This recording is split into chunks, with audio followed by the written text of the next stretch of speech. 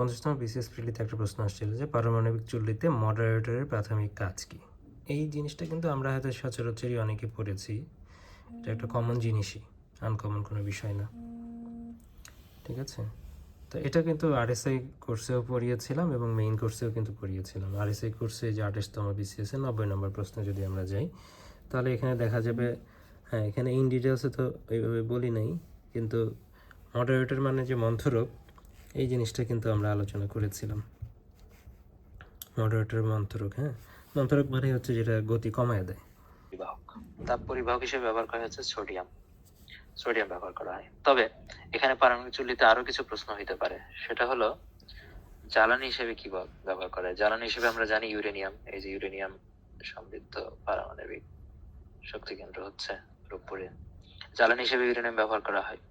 আর এখানে মডারেটর হিসেবে বা মন্থরক হিসেবে ব্যবহার করা হয় কোনটা, গ্রাফাইট ব্যবহার করা হয়।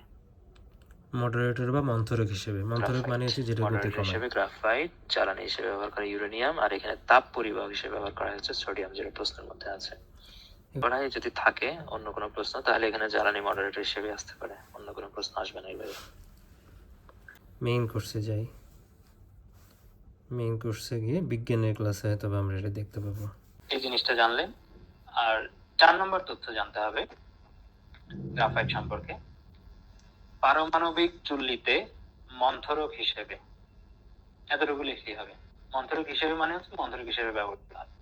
তো পারমাণবিক চুল্লিতে মন্থরক হিসেবে, পারমাণবিক চুল্লিতে মন্থরক হিসেবে, মন্থরক মানে হচ্ছে চুল্লিতে যে রিয়াকশন গুলো ঘটে, এই রিয়াকশন যাতে ধীর গতিতে ঘটে, খুব তাড়াহুড়ো করে খুব ফাস্টে যেন না ঘটে, এই রিয়াকশনের গতিটা রোধ করার জন্য। মন্থরক মানে হচ্ছে মন্থর করে দেওয়া, যে মন্থর করে, তার মানে গতিটা রোধ করা বা গতিটা কমায় দেওয়ার জন্য গ্রাফাইট ব্যবহার করা হয়। 4টা পয়েন্ট লিখছেন তো?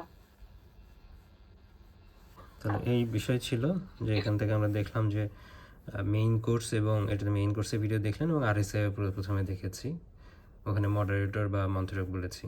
তো ওইটাই মন্থরক মানে যেটা ধীর গতি করে সেটাই এখানে বলা হয়েছে। তাহলে মেইন পড়া তো আপনি যে কোনো জায়গা থেকে পড়বেনই, মেইন পড়া বা আরএসআই কোর্স বিগত সালের প্রশ্ন যদি ভালোভাবে পড়েন অ্যানালাইসিস করে, তাহলে এইগুলো প্রশ্ন কিন্তু কমন পড়ে। তাহলে এটাও আমরা দেখলাম যে এই প্রশ্নটাও কিন্তু ঠিক তেমনিভাবেই আপনারা কমন পেয়েছেন।